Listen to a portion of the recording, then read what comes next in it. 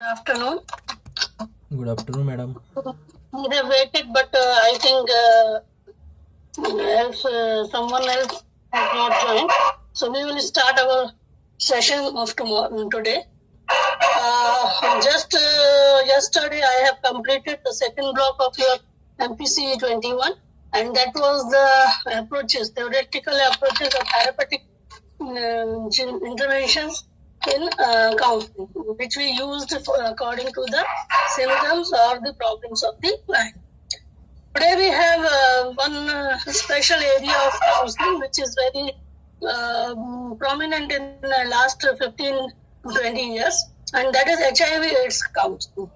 I think you have heard about this. Earlier, when we are studying in PG, the AIDS was HIV/AIDS was emerging trend in the human society, and it was so much prominent in Indian population, and that is why later on they have decided to have diagnosis camps and all the things. But besides this, they feel NACO, National AIDS Control Society, जो है organization, they have realized that when the people are suffering from the HIV/AIDS, the most of the time their problem is physical, but sometimes the psychological problem and the threat of life spoil their remaining life or whatever the portion of life they have with them. और इसकी वजह से क्या हुआ कि life की quality उनकी खराब होने लगी, और बहुत से लोग कई बार एड्स हो गया है करके तो जो साइकोलॉजिकल स्टिग्मा सोसाइटी में है, उसके बाद जो उनका खुद का फीलिंग था कि अरे इस बीमारी का तो कोई इलाज नहीं है, एंड समाज में इसको अच्छी नजर से नहीं देखा जाता, इसके कारण कई बार लोग अपने आप को सोशल विड्रॉल से जोड़ लेते थे, और ट्रीटमेंट अवेलेबल होने के बाद ART treatment is available for keeping them normal by the medicines, by the use of medicines, लेकिन उस समय उनको वो भी करने में एक हेजिटेशन होता था। तो ये एक बहुत बड़ा चैलेंज बन के उभरा कि उस समय ये रियलाइज किया गया, and in every district and sub district hospital HIV/AIDS counsellor has been appointed. NACO ने ये जरूरत महसूस की कि इसके लिए लोगों का जो साइकोलॉजिकल डिफेंस है या स्टिग्मास है या फिर फियर है या फिर जो भी प्रॉब्लम्स है उनको दूर करने के लिए हमें क्या करना पड़ेगा, हम लोगों को कहीं ना कहीं एड्रेस करना पड़ेगा उनके जो भी इश्यूज हैं, और उसके लिए सबसे बेस्ट इक्विपमेंट था हमारे पास counselling, and that is HIV/AIDS counselling has been initiated in India I think in 1998, and approximately उसके बाद से काउंसलर्स के जॉब क्रिएट होने लगे। जब हम HIV/AIDS काउंसलिंग की बात करते हैं तो we have to work on 3 levels. At the individual level we have to see जो भी लोगों में रिस्क ऑफ एक्वायरिंग HIV/AIDS है उसको रोकने के लिए ट्रीटमेंट, सपोर्ट और प्रोटेक्शन नए पैदा होने वाले बच्चों को देना। कम्युनिटी लेवल पर हमें अवेयरनेस फैलानी होती है, जिसमें HIV/AIDS के बारे में जो स्टिग्मा या डिस्क्रिमिनेशन या जो डिनायल है उसको हमको दूर करना होता है।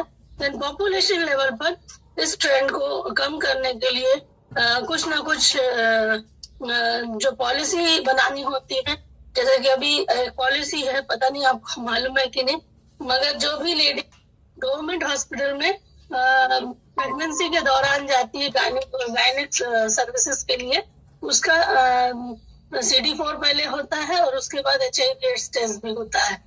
वजह यह है कि HIV/AIDS का एक मेन कॉज है गर्भवती माता से होने वाले बच्चे को HIV/AIDS का संक्रमण, और इसीलिए इसका जो प्रिकॉशन, अब इनको सब जगह ढूंढते तो जाएंगे नहीं, तो ये पॉपुलेशन लेवल पर ऐसा शुरू किया गया, कुछ पॉलिसीज बनाएंगे कि those who are very prone to spread HIV/AIDS, जैसे कि हमने एक बार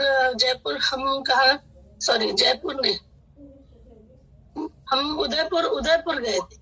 उदयपुर के आगे एक जैसलमेर में संस्था थी, जैसलमेर में जो संस्था थी that was surprisingly work in the field of HIV/AIDS। How आप कल्पना भी नहीं कर सकते, मैं कल्पना नहीं कर सकती। अपने नागपुर में प्रोस्टिट्यूट्स यानी रेड लाइट एरियाज में इस तरीके के कैंप लगाए जाते हैं जीएमसी और गवर्नमेंट और एनजीओ के माध्यम से, और वहां पर जो भी प्रोस्टिट्यूट्स होते हैं उनकी काउंसलिंग करके उनको इंट्रा कॉन्सेप्टिव्स दिए जाते हैं ताकि एड्स का जो प्रचार प्रसार उनके माध्यम से होता है वो रुक सके। एंड शुरू हमारी जब उन काउंसलर से एक बार कम्युनिकेशन हुआ तो ही हैज टोल्ड अस कि शुरू में मैडम वो भागते थे जो भी थे, और लेकिन बाद में बोले वो मतलब खुद से ही मांग मांग के डिब्बा और पैकेट्स लेके जाते थे, because they become aware of that thing.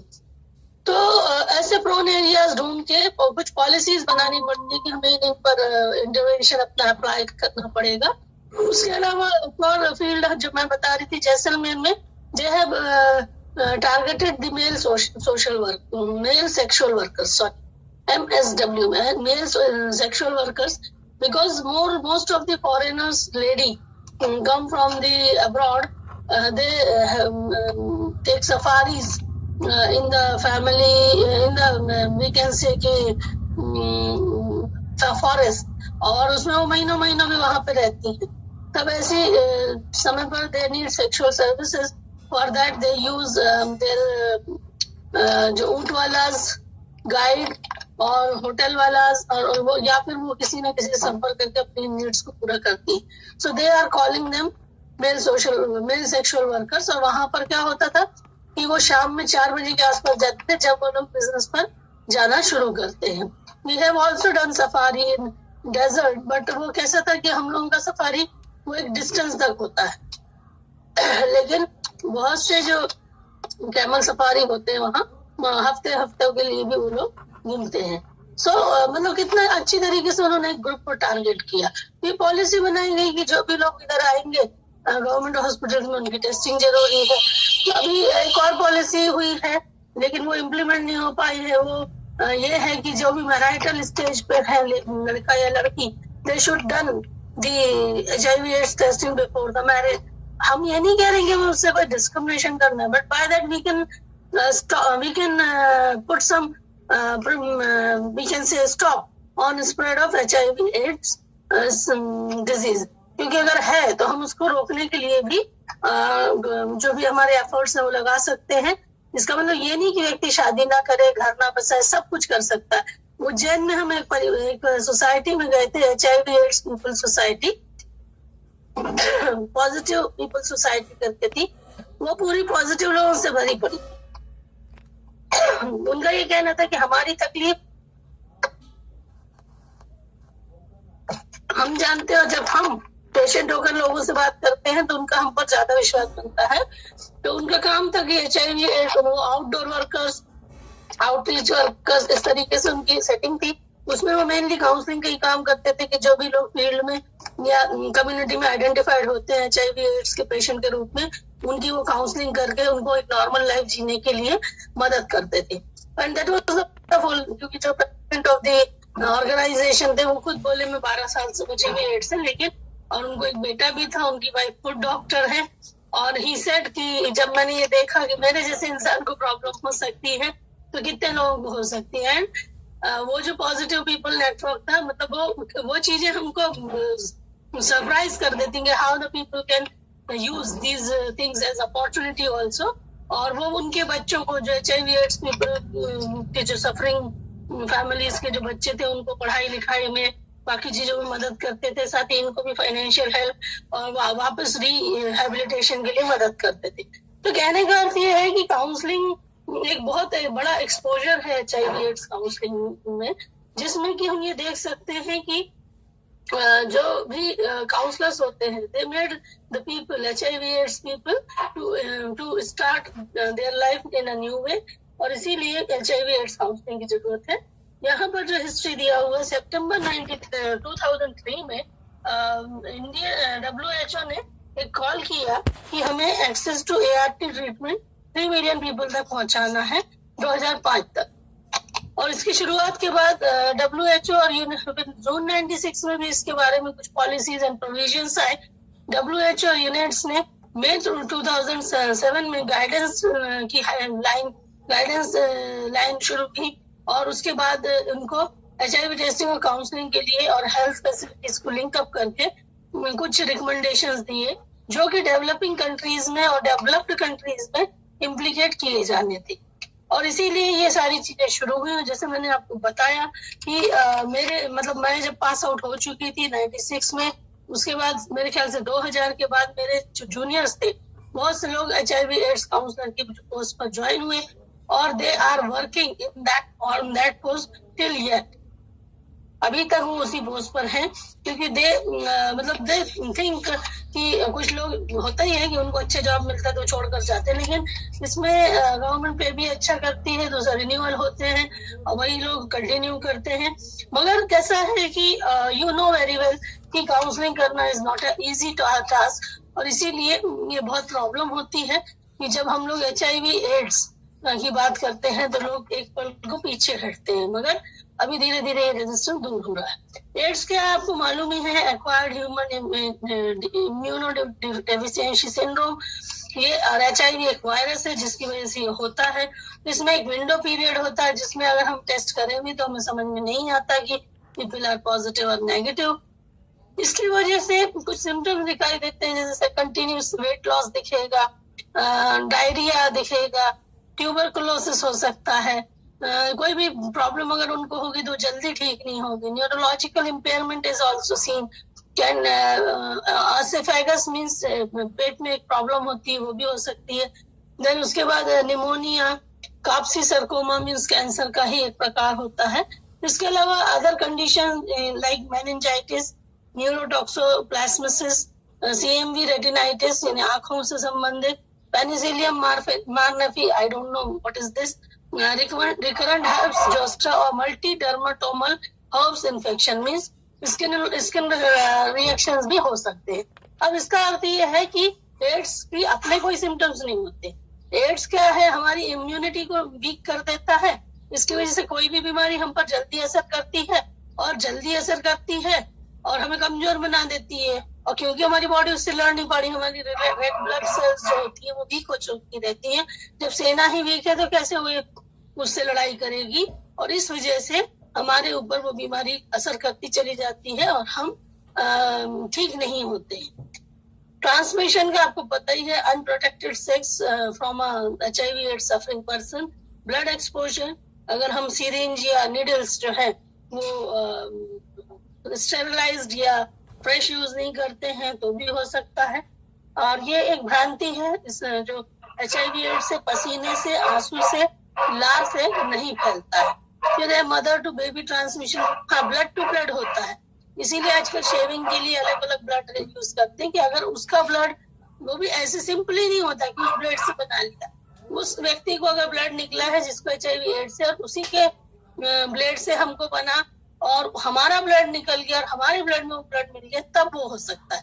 लेकिन ऐसा नहीं है कि अगर आपको ब्लड निकले ही नहीं तो भी आपको हो जाएगा। फिर भी precautions is better than cure, prevention is better than cure है, लेकिन हम कहते हैं precautions is better than cure. फिर mother to baby transmission, this is also of course a cause of this. और इसमें आपको पता ही होगा कि आजकल PPTCT ट्रीटमेंट है। I don't know how much you are aware of that, but because of the social work faculty we have placements in MPSW settings, और as a psychologist I have to go there। तो मैंने देखा कि वहां पर एक PPTCT centre होता है जो भी महिलाएं होती हैं गर्भवती, उनको टेस्टिंग करके ये देखा जाता है कि अगर उनको ये है HIV एड्स है तो किस तरीके से उन लोगों को हम लोग ट्रीटमेंट दे सकते हैं। Just a minute.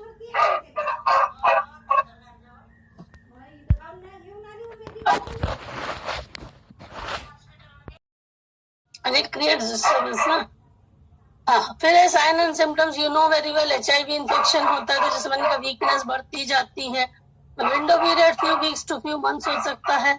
Silent infection भी होते हैं, कई बार 5 से 8 साल तक पता ही नहीं चलता। और जब पर्सन का सिग्निफिकेंट वेट लॉस होने लगता है, कोई दवाई उसे सूट नहीं करती है, कोई भी बीमारी उसे बहुत जल्दी थका देती है और वो थकान या डिमेंशिया भी मतलब शो करने लगता है, तब हमें उसकी टेस्टिंग करने की जरूरत होती है। नेको की गाइडलाइन इंडिया में है कि अगर हम बच्चों में 12 साल तक के बच्चों में HIV एड्स टेस्ट करते हैं तो एलिसा, रैपिड, सिंपल ये टेस्ट के नाम है, आपके सिलेबस में दिए हुए हैं। और ये अगर ऊपर के जो 2 सिम्टम्स दिए हैं या साइंस है, तो अगर वो है तो फिर हम लोग उसको करते हैं। फिर HIV इन्फेक्शन अलग चीज है और एड्स अलग चीज है। HIV इन्फेक्शन शुरुआती अवस्था है एड्स की, और जब धीरे धीरे ये जो अवस्था में हम ट्रीटमेंट नहीं कर पाते हैं तो वो एड्स में कन्वर्ट हो जाता है। डायग्नोसिस करने के लिए जैसे मैंने बताया एलिसा टेक्निक है, enzyme linked immunosorbent assay, ये टेस्ट किया जाता है। We are not so much familiar with the term, but we know ELISA test is there, CD4 test is there, western blot test भी है। जब ये थोड़ा डिफिकल्ट होता है लेकिन हम लोग एलिसा टेस्ट ज्यादा करते हैं। फिर है PCR पॉलीमेरेज चेन रिएक्शन, ये टेस्ट भी किया जाता है जिसमें RNA में HIV वायरस की स्थिति है कि नहीं, व्हाइट ब्लड सेल्स वायरस से इन्फेक्टेड है कि नहीं, ये पता लगाया जाता है। और ये टेस्टिंग 6 हफ्ते, 3 महीने और 6 महीने के बाद की जाती है और ये देखा जाता है, मतलब रेगुलर टेस्टिंग इज नेसेसरी। अब मिसकॉन्सेप्शंस हैं जो दूर करना भी काउंसलर का काम है एट कम्युनिटी लेवल, कि HIV का मतलब है कि तुम्हें एड्स हो गया, नहीं, HIV से एड्स तक पहुंचने के लिए समय लगता है, इसीलिए उसको रोककर हम उसे उस इन्फेक्शन से रोक सकते हैं और सिंड्रोम में कन्वर्ट होने से रोका जा सकता है। इनका ये कहना है HIV AIDS can be acquired through casual contact, ये भी एक मिथ है। ये इस तरीके से मिलने से, हाथ मिलाने से, सेम टॉवल यूज करने से नहीं फैलता है। HIV इन्फेक्टेड पर्सन के पास कुछ ही साल जिंदगी के होते हैं, ऐसा नहीं है। जैसे मैंने अभी आपको बताया कि मैं जिनसे मिल गया वो 12-13 साल से पीड़ित थे and he was quite healthy. फिर HIV always shows of through it's symptoms, HIV अपने सिम्टम्स को के थ्रू दिखाई देता है, ऐसा जरूरी नहीं है। जैसे मैंने कहा कभी कभी 5 से 8 साल भी आइडेंटिफाई करने में लग सकते हैं। HIV कैन बी क्योर, ये भी एक मिथ है, क्योंकि क्योर नहीं कर सकते, but we can keep the patient in a sustainable condition, जिसमें कि वो अपने जो सिम्टम्स हैं या जो फिजिकल इश्यूज हैं उनको वो मेडिसिन के थ्रू और बाकी अपने मैनेजमेंट के थ्रू कंट्रोल कर सकता है। HIV cannot affect me and my family, कई बार लोगों को लगता है मुझे HIV हो ही नहीं सकता, लेकिन ऐसा नहीं है। बीमारी कोई रंग, जात, पैसा देखकर नहीं आती है, बीमारी बीमारी होती है। Sex is safe when both partners have HIV, ये भी एक गलत भ्रांति है। कई बार नहीं मालूम होने पर इस तरीके के इन्फेक्शंस हो सकते हैं और इसीलिए बेटर है कि प्रिकॉशंस लिए जाए। You can not have a baby if you are HIV positive, ये भी एक मिथ है कि अगर HIV पॉजिटिव है तो उसको बेबी नहीं हो सकता, ऐसा कुछ भी नहीं है। और यही तो वजह है कि हम PPTCT ट्रीटमेंट के थ्रू महिलाओं को एक्सेस करते हैं और उन महिलाओं को जब बच्चे होते हैं उनको नेवारेपिन नाम का एक दवा दिया जाता है बच्चों को, और उससे उनको पॉजिटिव से नेगेटिव में कन्वर्ट किया जाता है। धीरे धीरे उनकी टेस्टिंग 6 महीने में की जाती है और ultimately they will convert in positive to negative. तो नेगेटिव होने के बाद यानी महिला का जो इन्फेक्शन है वो उस पर असर नहीं करता। ये इसलिए हो पाया क्योंकि हमने डायग्नोस किया था कि महिला उससे पीड़ित थी। तो we can prevent the next generation from this, और इसका मतलब ये नहीं है कि ये महिलाएं बच्चे को जन्म नहीं दे सकती हैं। तो प्रिवेलेंस इन एशियन कंट्रीज ऑब्वियसली, कितना लोगों को ऐसा लगता था कि भाई इतना काउंसलिंग, इतना इंटरवेंशन, इतना ये सब शुरू है तो एड्स रुक जाएगा, ऐसा नहीं है ना। जो हो चुका है उसको तो हम ठीक नहीं कर सकते हैं। They are currently our population as a patient, और नए भी केसेस आइडेंटिफाई होते हैं। Though the rate of identified patient is less in some years, मगर फिर भी इसको हम इरेडिकेट नहीं कर पा रहे हैं। जैसे ऐसा नहीं हो रहा है कि हमें कोई केस मिले ही ना, बिकॉज अभी भी हमारी सोसाइटी में या लोगों में कहीं ना कहीं अवेयरनेस नहीं है। They are unaware of HIV AIDS and spread of HIV AIDS. कई जगह थोड़ा सा हेकीघोरी पड़ा, मतलब थोड़ा सा एरोगेंस भी लोगों की होती है कि हम लोग ये सब नहीं मानते या ऐसा ऐसा ऐसा वैसा। अब ये जो चीजें हैं बहुत मतलब इश्यूज क्रिएट करती हैं और इसकी वजह से कई लोग अपनी पत्नियों को या घर के लोगों को भी टेस्टिंग नहीं कराने देते, और जो बीमारी एक जन को रहती है वो कई लोगों को भी फैल सकती है। तो काउंसलिंग अब हम जब इसमें इन्होंने दिया ही है, general awareness is very much needed, क्योंकि ये जो है आपने अगर एक फिल्म देखी हो, मुझे पिक्चर का नाम नहीं याद है, तमन्ना नहीं था, वो फिल्म में ये बताया था कि शिल्पा शेट्टी जी को HIV एड्स हो जाता है और उनको कंपनी बाहर कर देती है, उनकी परफॉर्मेंस खराब है बोलकर, जबकि बेसिक रीजन ये होता है कि she is suffering from HIV AIDS, और बाद में फिर उसके लिए लड़ती हैं कोर्ट में और जीत कर जाती हैं, क्योंकि एड्स होने का मतलब ये नहीं है कि व्यक्ति नॉर्मली काम नहीं कर सकता है। फिर है counselling to HIV affected person, ये एक बड़ा मुश्किल काम है, क्योंकि इसमें आप देखोगे कि प्री टेस्ट और पोस्ट टेस्ट काउंसलिंग होती है। प्री टेस्ट काउंसलिंग में आप जानते हैं कि हमें क्लाइंट को समझाना होता है कि क्यों ये जरूरी है ना, व्हाई दिस इज नेसेसरी, और उसको ये भी समझाना होता है कि जरूरी नहीं है कि आपको निकले ही, लेकिन अगर निकल गया तो हम लोग आगे ट्रीटमेंट कर सकते हैं। साथ ही साथ हम उसको बाकी भी जानकारी देते हैं, यानी जो भी रिस्क फैक्टर्स हैं और जो भी इसके कॉन्सिक्वेंसेस है उसके बारे में, और उसको आगे भी काउंसलिंग की अगर जरूरत पड़ती है तो उसको अश्योर करते हैं कि ही और she can come to us. Then we have post test counselling, it is very difficult, क्योंकि अगर नेगेटिव आया तो एक शब्द में बताना काफी होता है कि you are found negative, but if it comes positive then it is very difficult to inform the patient, and that is the skills of a counselor or efficiency of a counselor. We have to start with कि देखिए जो भी है आजकल सभी बीमारियों का treatment होता है, और ऐसा नहीं है पहले की तरह, अभी बहुत एडवांस मेडिसिन आ गई हैं जो आपको नॉर्मल लाइफ जीने में, मतलब we have to prepare mental set in front of the client, और फिर धीरे धीरे उस बात को बताना। ऐसा नहीं अरे आपका टेस्ट पॉजिटिव आया, आपको HIV एड्स है, इस तरीके से हम नहीं बता सकते हैं, we can not inform him bluntly.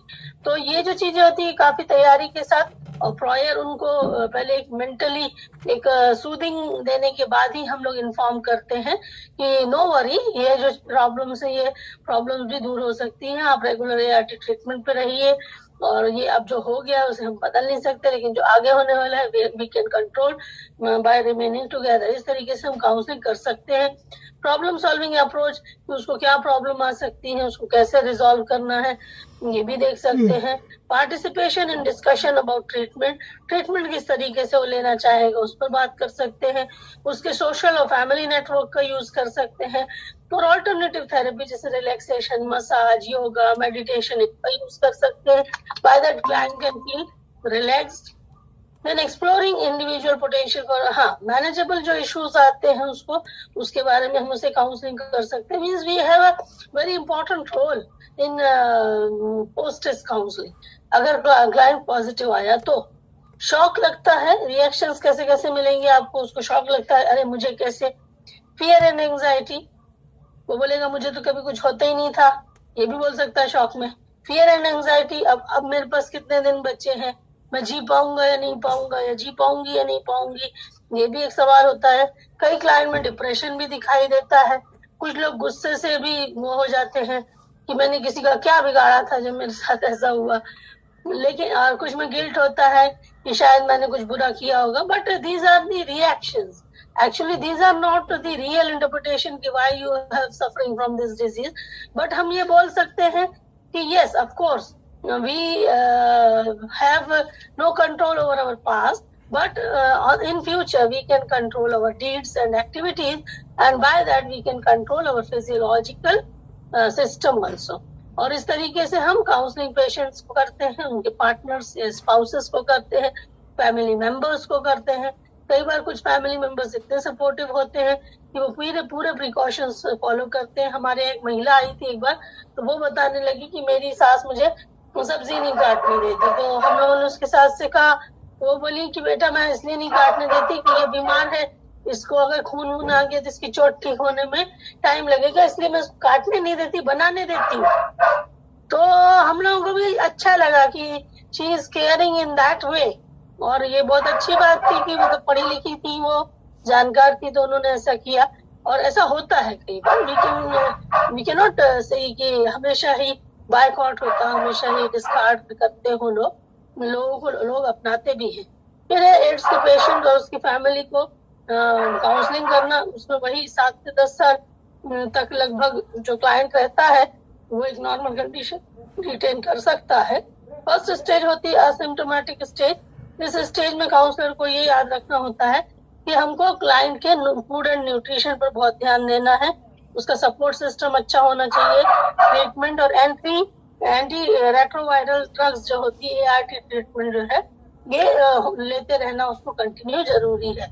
इसके लिए हर डिस्ट्रिक्ट हॉस्पिटल में ART क्लिनिक होते हैं और सब डिस्ट्रिक्ट हॉस्पिटल में लिंक ARTs होते हैं जहां पर पेशेंट को दवाइयां फ्री दी जाती हैं। उनकी एक डायरी मेंटेन की जाती है, उस डायरी में उनको आने वाले प्रॉब्लम वो लिख कर लाते हैं और वो डायरी का रेगुलर फॉलोअप किया जाता है। Then we have symptomatic stage. यहाँ पर क्लाइंट को न्यूट्रिशनल इफेक्ट्स, ट्रीटमेंट और HIV रिलेटेड इन्फेक्शन के बारे में जो भी उसको मैनेजमेंट किस तरीके से किया जाए और साइकोलॉजिकल सपोर्ट कैसे प्रदान किया जाए, इस पर ध्यान दिया जाता है। और तीसरी स्टेज होती है end of the life stage, जहां पर क्लाइंट जो है 10-12 साल की 15 साल की अवधि पास कर चुका रहता है और कभी किसी क्लाइंट में क्योंकि बहुत दिनों से सफर कर रहा था, ऐसा भी हो सकता है कि वो अवधि 10 साल में ही खत्म हो जाए। तो तब हमको उसको काउंसलिंग करना होता है कि उसकी जो डेथ है उसके लिए वो प्रिपेयर कर सके खुद को, जो बचे हुए दिन है उसको वो हंसी खुशी और अच्छी तरीके से बिता सके। और उसकी जो बकेट लिस्ट है, bucket list I think you know very well, bucket list is the list of wishes which we want to fulfill before our death. These are called bucket list. Bucket list भी उसकी बना के उसको पूरा करने की कोशिश की जा सकती है and he or she can live his or her life to the fullest. AIDS cannot be cured, ये सच्चाई है। जैसे आज भी हम मानते हैं कि कैंसर cannot be cured, वैसे HIV AIDS भी ऐसी ही एक बीमारी है and that is very sad thing कि हमारा इस पर कोई कंट्रोल नहीं है। उसके बाद क्योंकि उसके बाद सिर्फ ART ट्रीटमेंट ही एक उम्मीद होती है जिसके थ्रू हम लोग अपने पेशेंट को संभाल सकते हैं। Then we have second block we have vocational counselling and educational counselling. Educational counselling is related with the school level. There are 3 school level, elementary school, high school and of course the higher secondary school. और इसमें हर level पर अलग अलग educational problems होती हैं और educational problems को दूर करने के लिए कौन होता है? Counsellors. Delhi was the first state who those schools which are under the private operations, they have appointed psychologist or the counselor in their schools earlier, I think before 20-25 years. They are the first. उन्होंने appoint किया और उस समय दिल्ली में मेरी एक sister की friend थी तो वो बताने लगी, बोले दीदी यहाँ बहुत स्कोप है, यहाँ हर स्कूल में काउंसलर होता है। And that was the wonderful thing which I came to know, but I don't want to go Delhi and I was keen interest in teaching, that is why I have not worked as counsellor full time. Part time I am working as a counsellor but not the full time. अभी क्योंकि psychologist है तो counselling की responsibility तो लेनी पड़ती है, लेकिन बट क्योंकि किसी की प्रॉब्लम को हम इग्नोर भी नहीं कर सकते। तो उसने मुझे बोला कि यहाँ पर हर स्कूल में काउंसलर अपॉइंट करते हैं and there is a very good scope of psychology. तो मुझे बड़ा अच्छा लगा। देन आई थिंक अपने यहाँ संदीपनी स्कूल है, वहां मैं एक बार गई भी थी इंटरव्यू के लिए, बट जैसे मैंने कहा कि मुझे उसी समय टीचिंग जॉब में भी क्योंकि इंटरेस्ट था और वहां से ऑफर था तो आई have not joined that job. I think one of my student भगवान करके है उसका नाम भगवान है, सबने मुझे याद ही नहीं रहते, तो वो वहां पर काउंसलर रहा। और ऐसे करके बहुत अच्छी भवंस में भी हमारे स्टूडेंट्स काउंसलिंग करते हैं। तो ये हमारे फिर मैंने वो ट्रेंड नागपुर में भी देखा 2003 के बाद कि यहाँ पर भी काउंसलर्स रखते हैं। सेंट्रल स्कूल ने फिर एक नई चीज शुरू की, but they have some wrong conceptions about the counselling. Actually central school में भी काउंसलर्स अपॉइंट हुए, हमारे कुछ फ्रेंड्स ने ज्वाइन किया नागपुर में, बट उन्होंने ये बताया कि वो लोग चाहते हैं कि हम टीचिंग करें, मतलब कोई भी अपनी क्लास दे देता है इनको पढ़ाओ। तो बोले उन्होंने कहा कि हमारा काम ये नहीं है, काउंसलर का काम क्या है? बच्चों के लिए काउंसलिंग सेशंस ऑर्गेनाइज करना, टीचर्स के लिए काउंसलिंग सेशंस ऑर्गेनाइज करना, बच्चों की प्रॉब्लम को डिस्कस करना। एकेडमिक प्रॉब्लम हो सकती है, पर्सनल प्रॉब्लम हो सकती है, due to some personal and socio economical problem ही और she can live behind him और हरसेल्फ इन द स्टडीज, ये भी हो सकता है। तो ऐसे प्रॉब्लमेटिक टीचर का काम होता है फैसिलिटेट करना उन बच्चों के आइडेंटिफिकेशन और डायग्नोसिस में, किसको? काउंसलर को। तो ये एकेडमिक काउंसलिंग की लीव होती है। और इसमें कैसा होता है कि लेकिन क्या हुआ कि लोगों ने इसको कंफ्यूज करना शुरू कर दिया। And beside of all these efforts अभी भी काउंसलर को वो जो दर्जा मिलना था वो अभी नहीं है कि हर कॉलेज, हर यूनिवर्सिटी और हर स्कूल में एक काउंसलर की पोस्ट हो, क्योंकि जहां बच्चे हैं वहां प्रॉब्लम्स हो ही सकती हैं। हमारे ही कॉलेज में, सोशल वर्क कॉलेज में मैं हूँ, I am principle of my college from last 1.5 year, और हम 15 साल से मैं वहां पढ़ा रही हूँ on full time basis.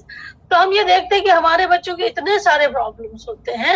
And we have prepared a mentor mentee scheme, और मेंटर मेंटी स्कीम में हर टीचर को 10-10, 15-15 बच्चे दे दिए जाते हैं कि आप इन बच्चों से बात करते रहो। सभी बच्चों को प्रॉब्लम होती है ऐसा नहीं, लेकिन कुछ बच्चों की फाइनेंशियल प्रॉब्लम्स होती है, कुछ की इमोशनल प्रॉब्लम होती है। जैसे हमारे यहाँ भी एक लड़की थी, वो एग्जाम नहीं दे पाई, क्यों? क्योंकि उसके मदर फादर डाइवोर्सी है, किसी शादी में गई थी और पेपर के एक दिन पहले मदर फादर में बहुत भयंकर झगड़ा हो गया, फादर ने इसको रोक लिया, ये पेपर के लिए नहीं आ पाई। अब हम लोगों ने इंटरव्यू किया, बहुत रिक्वेस्ट की, तो 3 दिन बाद उसकी मम्मी उसको लेकर आई। यानी कहने का अर्थ ये है कि आप नहीं समझ सकते हो कि बच्चे कितनी प्रॉब्लम में कॉलेज या स्कूल आते हैं। You can not understand. हमें बच्चा हंसता दिखाई दे रहा है, मस्ती करता दिखाई दे रहा है, बट बिसाइड दैट उसका कहीं ना कहीं कुछ रीजंस हो सकते हैं जो उसको पढ़ाई में मन लगाने से रोक सकते हैं। तो ऐसा हमारे कॉलेज में हमने विटनेस किया है, and we have established a counselling cell for that. हमारे स्टूडेंट्स इतने स्मार्ट हैं कि वो अपने मोहल्ले की भी प्रॉब्लम्स ले आते हैं और हम लोगों से पूछ के मेथड कि किस तरीके से क्या करना चाहिए जाकर उनकी काउंसलिंग कर देते हैं। So PG students are quite smart because they are very experienced and can say कि थोड़ा सा मैच्योरिटी भी होती है। बट यूजी स्टूडेंट्स को तो हम ही लोग काउंसलिंग करते हैं। तो कहने का अर्थ है कि एजुकेशनल सिस्टम, चाहे वो एलिमेंट्री स्कूल हो, एलिमेंट्री स्कूल में छोटा बच्चा अपनी माँ को छोड़कर आता है तो आपको पता ही है उसको कितनी तकलीफ होती है, तो उसके अपने इश्यूज होते हैं। कुछ डिसलेक्सिया, लर्निंग डिसेबिलिटी से भी पीड़ित हो सकते हैं, उनके अलग इश्यूज होते हैं। तो एजुकेशनल काउंसलिंग में हमें कई हर लेवल पर ये देखना होता है, पहले एलिमेंट्री स्टेज पे कि बच्चे स्कूल से एडजस्ट हो सके, स्टूडेंट टीचर रिलेशनशिप अच्छी तरीके से बन सके, स्टूडेंट के पोटेंशियल सही तरीके से बाहर आ सके, और साथ ही साथ वो बेसिक एकेडमिक स्किल यूज कर सके। सेकेंडरी स्टेज में हमारा अलग लेवल होता है, हम एकेडमिक स्किल्स पर फोकस करते हैं, यहाँ एडजस्टमेंट का सवाल ही नहीं है। उसको एकेडमिक अचीवमेंट्स के लिए मोटिवेट करते हैं, उसके टेस्ट टेकिंग स्किल्स को मतलब कि बच्चे एग्जाम से डरे ना। क्या होता है, हम एग्जाम हमेशा डराने के लिए यूज करते हैं। हाँ, परीक्षा है ना, तुम्हें देखते हैं। अब ये डराना नहीं चाहिए, परीक्षा is a part of activity of academic year, और इसीलिए ये क्या है जो आपने सीखा है उसको टेस्ट करेंगे, तो टेस्ट टेकिंग स्किल्स भी एनहांस करना है, क्रिटिकल थिंकिंग एनहांस करना होती है बड़े लेवल पर, क्योंकि बचपन में तो हम रट्टा मार के पढ़ते हैं, बड़े होकर उस चीज को और कैसे किया जा सकता है वो भी हम देखते हैं। उनकी डिसीजन मेकिंग कैपेसिटी भी हमें इम्प्रूव करनी होती है। सीनियर सेकेंडरी लेवल पर हमें स्टूडेंट्स को अपने विभिन्न डिफरेंट कैरियर्स के बारे में जानने के लिए एक्टिवेट करना होता है, उनको एक्टिव और प्रैक्टिकल लर्निंग के लिए मोटिवेट करना होता है, और उनके एबिलिटीज, एप्टीट्यूड और इंटरेस्ट और एटीट्यूड्स को जानने के लिए प्लानिंग करनी होती है, और तभी वो अपने फर्दर जो फ्यूचर है वो प्लान कर सकते हैं। और उसी से जुड़ा हुआ है vocational counselling. Vocational counselling aptitude, interest और एबिलिटीज को मेजर करने के बाद स्टूडेंट के लिए एक प्रोफाइल तैयार की जाती है for which type of vocation और profession he can be fit, और उसमें उसको स्पेशल एफर्ट्स डालने की जरूरत नहीं पड़ेगी। सोचिए कि अगर मेरे पास या आपके पास वो गुण है जो एक अच्छे टीचर बनने के लिए जरूरी है, एक अच्छा साइंटिस्ट बनने के लिए जरूरी है, तो हमें उस फील्ड में जाना चाहिए जहां हमारे पोटेंशियल यूज हो। लेकिन आपका इंटरेस्ट आर्ट में भी है, ठीक है ना, लेकिन एप्टीट्यूड नहीं है ना, और अगर एप्टीट्यूड नहीं होगा तो आपको उसको करने के लिए बहुत मेहनत करना पड़ेगा। So it is very essential कि आप लोग, अभी हम देख रहे हैं जैसे कि आपने देखा होगा कुमार विश्वास जी कवि थे, पॉलिटिक्स में गए लेकिन फिर भी कविता कर रहे हैं। तो आप बैलेंस भी रख सकते हो अपने इंटरेस्ट में और एप्टीट्यूड में। एप्टीट्यूड इस चीज का है, अगर आप उस फील्ड को ज्वाइन करते हैं, जैसे mechanical aptitude, you can be a good engineer. If you have an we can say clerical aptitude, you can be a good writer, you can be a good office worker. If you have abstract aptitude, you can be good poet. यानी बहुत सारे options है और ये profile तैयार करके हम उसको वोकेशन चूज करने में मदद करते हैं और स्टूडेंट अपने ऑप्टिमल डेवलपमेंट तक पहुंचे, यानी उन पोटेंशियल्स का फुल रियलाइजेशन या एक्चुअलाइजेशन कर सके जो उनके अंदर है। स्टूडेंट्स को डिसीजन मेकिंग यानी कि हमें क्या करना है ये डिसाइड करने के लिए मदद करने के लिए काउंसलिंग की जाती है। स्टूडेंट्स को मैच्योरली यानी एक आनन फानन इम्पल्स में आकर हमें हमारे पापा डॉक्टर है इसलिए हमको भी डॉक्टर बनना है, ऐसा नहीं होता है। आप में वो कैपेसिटी कैपेबिलिटी है या नहीं, उसके हिसाब से हमें उसके लिए प्रोफेशन चुनने के लिए उसको मदद करना होता है और उसको अच्छी तरीके से सोच समझ कर और ऑब्जेक्टिवली एक वोकेशन चुनने के लिए हम मदद करते हैं। तो ये हुआ vocational counselling. Then we have child rights. You are well aware of child rights in India. Child to play, right to play, right to education, है ना? Right to have free and compulsory elementary education, right to protection, right to equal opportunities and facilities, right to participation, right to survival. यानी बच्चे को क्यों ये एक जो act है PNDT ऐसे कुछ एक्ट है वो बच्चों को गर्भ में मारने से संबंधित एक्ट है और ये एक्ट क्यों बनाया गया, क्योंकि हर बच्चे को जीने का अधिकार है भले ही वो माँ के गर्भ में क्यों ना हो।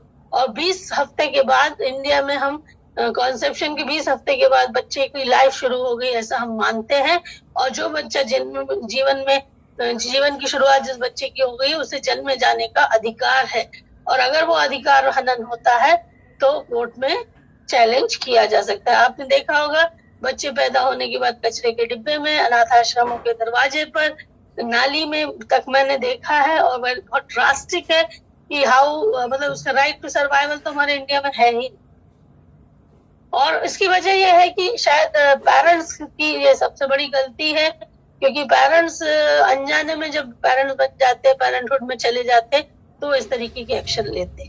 तो इनके जो राइट्स हैं, राइट टू प्रोटेक्शन, उनका एक्सप्लॉइटेशन ना हो, उनको अब्यूज ना करें, नेग्लेक्ट ना करें। हम दो बच्चों में भेदभाव नहीं कर सकते, हम उनका शोषण नहीं कर सकते कि हम तुम्हें खिला पिला रहे हैं तो तुम ये काम करो ही। हम उनको राइट टू पार्टिसिपेशन, उनसे रिलेटेड जो भी डिसीजन, वो कौन से स्कूल जाएगा, कौन सा कपड़ा पहनेगा, क्या खाएगा, वो एक एज के बाद उसको ये डिसाइड करने का अधिकार होता है जब वो मैच्योर हो जाए। बचपन में तो हम डिसाइड करते हैं, सही है, 5-6 साल तक बच्चे को क्या समझता है, लेकिन उसके बाद जब वो समझने लगे तो उसको एक्सप्रेशन करने का भी अधिकार है। और उसके बाद है राइट टू डेवलपमेंट। ऑब्वियसली बच्चों को पढ़ने के लिए, खेलने के लिए, डिस्क्रिमिनेशन से बचाने के लिए और लॉज की मदद लेने के लिए और बॉन्डेड लेबर या फोर्स्ड लेबर बनने के लिए बहुत सारे कानून हैं, उसके अगेंस्ट में जाने के लिए, उसका विरोध करने के लिए, और इन सब की वजह से हम बच्चों को बचा पाते हैं। चाइल्ड राइट्स और चाइल्ड प्रोटेक्शन में क्या फर्क है? चाइल्ड राइट्स कानून द्वारा या लॉ द्वारा अलॉट की गई कुछ फैसिलिटीज एंड गाइडलाइंस है जो हर बच्चे के लिए लागू है, लेकिन वो जब नहीं दी जाती है तो फिर हमें उन बच्चों का प्रोटेक्शन के लिए कोशिश करनी होती है। और वहीं से जन्म हुआ चाइल्ड राइट्स काउंसलिंग का। इसमें हम वल्नरेबल चाइल्ड्स को काउंसिल करते हैं, यानी जो प्रोन है, जिनका एक्सप्लॉइटेशन या जिनका दमन या रिप्रेशन हो सकता है, ऐसे लोगों को हम चुनते हैं। जैसे इसमें यंगर चिल्ड्रन, 6 से छोटे बच्चे सेक्सुअल असॉल्ट के सबसे ज्यादा शिकार होते हैं। इन बच्चों को काउंसलिंग किया जाता है। बैड टच, गुड टच जो आजकल सिखाया जा रहा है, अजनबियों के साथ मत जाओ, ये सिखाया जा रहा है। This is also child rights counselling. Then physical disabilities and mental disabilities, ये भी आप देखते हो कि कई बार ऐसे बच्चों के साथ गलत सलूक किया जाता है, उनको फिजिकल या साइकोलॉजिकल डिसऑर्डर्स की वजह से टॉर्चर किया जाता है या उनका एक्सप्लॉइटेशन किया जाता है। पावरलेसनेस, जो बच्चे कमजोर हैं उनके ऊपर भी इस तरीके का वो प्रोन होते हैं। डिफेंसलेसनेस, जो अपने आप को बचा ना सके। पैसिविटी, जिनको समझते ही नहीं कि हमें अपने आप को बचाना है, बस वो जी रहे हैं। इनविजिबल, जिन बच्चों को कोई रिकॉग्नाइज ही नहीं करता। एक फिल्म में देख रही थी तो वो उसमें पूछती है हीरोइन उससे, तुम्हारा नाम क्या? बोले कभी किसी ने नाम ही नहीं रखा, कभी कोई इससे बुला लेता है, उससे बुला लेता है। दैट वाज सरप्राइज ना, अपनी पहचान कैसे होती है? नाम से। और मुझे भी मतलब बड़ा अजीब लगा कि हाँ, ऐसा हो सकता है कि जिन बच्चों को पैदा करने वाले अगर माता पिता ही नहीं है तो उनका नाम रखने का काम कौन करेगा? और इस तरीके से बच्चे बस बड़े हो जाते हैं और कुछ नहीं। छोटू इस तरीके से या इस कालू ऐसे नाम रख के, कुछ भी नाम रख के बच्चों को चला जाता है, या ए लड़के इस तरीके से भी कहा जाता है। अब ये जो चीजें हैं, मैं बहुत पहले एक बच्ची थी, वो स्कूल से आई, मेरी फ्रेंड, मेरी सिस्टर की फ्रेंड के यहाँ थी, तो वो बोलती है दादाजी हमको अपना नाम बदलना है। तो उनके दादाजी ने बोला क्यों? तो बोले हमको अपना नाम अच्छा नहीं लगता। पहली दूसरी में थी वो, तो हंसने लगे, बोले बदल के क्या रखोगे? बोले ऐश्वर्या रखेंगे।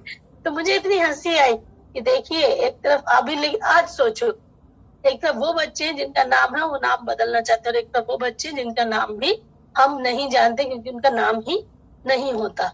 ऐसे बच्चों के लिए काउंसलिंग की बहुत जरूरत होती है, और इन बच्चों को एब्यूज, एक्सप्लॉयटेशन और नेग्लेक्ट से बचाने के लिए हम लोग उनकी काउंसलिंग करते हैं।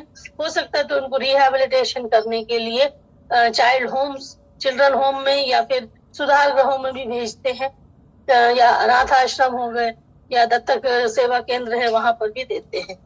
चाइल्ड अब्यूज आप जानते ही हैं कि चाइल्ड अब्यूज बहुत ज्यादा इमोशनल, फिजिकल, सेक्सुअल, नेग्लेक्ट और एक्सप्लॉयटेशन से जुड़ा हुआ हो सकता है। जिस भी तरीके का चाइल्ड अब्यूज है उसके लिए हम लोग उसको ट्रीटमेंट करने की कोशिश करते हैं। यूजिंग प्रॉप्स, कई बार हम बच्चों के फियर और एंजाइटी को दूर करने के लिए गुड़िया या किसी पपेट का यूज कर सकते हैं, और उसको अपना, उस पर जो भी वो है अग्रेशन या जो भी एक्शन दिखाने के लिए मदद करते हैं, और वो अपना एक्सप्रेशन करने के बाद वो हम समझ सकते हैं कि उसको क्या प्रॉब्लम्स है। फिर केयर गिवर्स जो उनके हैं उनको एजुकेट किया जा सकता है, ताकि उन, जैसे पहले पेरेंट्स इस चीज को सपोर्ट नहीं करते थे कि उनके बच्चे सेक्सुअल एक्सप्लॉयटेशन या इस तरीके की चीजों को रिपोर्ट करें, लेकिन अभी करने लगे हैं parents support, and that is why आप देखेंगे कि बहुत से लोग अब कंप्लेंट करने लगे, and that is wonderful, and that is why educating care givers is very necessary. फिर स्ट्रीट चिल्ड्रन है जिनको कोई नहीं जानता, जो रास्ते पर रहते हैं, उन बच्चों को भी काउंसलिंग करना जरूरी है। क्यों?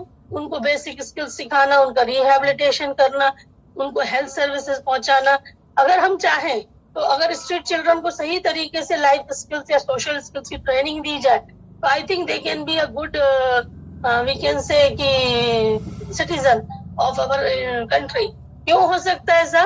क्योंकि जब वो अच्छे स्किल्स सीख जाएंगे, पढ़ेंगे, लिखेंगे और समाज में अच्छी तरीके से, म्हणजे ते वावरू शकतात, तर तेव्हा काय होतंय की ते म्हणजे ते एक चांगलं व्यक्तिमत्व म्हणून स्वतःला निर्मित करू शकते। उनके लाइफ स्किल्स भी डेवलप करना पड़ सकते हैं।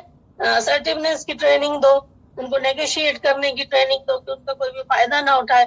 सेल्फ अवेयरनेस और सेल्फ एस्टीम उनके अंदर जागरूक करो कि गली में पैदा होने का मतलब ये थोड़ी कि तुम्हारी कोई इज्जत नहीं है। फ्रेंडशिप, रिलेशनशिप बनाने के लिए हम उनको मदद करें। इसके बाद डिसेबिलिटी वाले बच्चे हैं, इनको हम TBS यानी थेरेपेटिक बिहेवियरल सर्विस, जैसे फिजियोथेरेपी, स्पेशल स्कूल या फिर रिहेबिलिटेशन सेंटर्स में डाल सकते हैं। बिहेवियरल लाइफ कोचिंग दे सकते हैं। ट्रांजिशनल यूथ प्रोग्राम हम यूज कर सकते हैं। बिहेवियरल कंसल्टेशन, और अगर वो फैमिली में रहते हैं तो फैमिली सपोर्ट एंड एजुकेशन भी यूज करते हैं। देन ड्रग अब्यूज वाले भी बच्चे हैं। Drug addiction, you know very well कि बहुत सारे लोगों में ये हमको दिखता है, और ड्रग एडिक्शन के केसेस में आप अच्छी तरह जानते हो कि हम लोगों को काउंसलिंग की बहुत ज्यादा जरूरत होती है, otherwise people can not leave drug addiction. ठीक है, तो अभी मेरे ख्याल से आपका सेकंड क्लास है मुनाल सर का, so I am leaving the class, और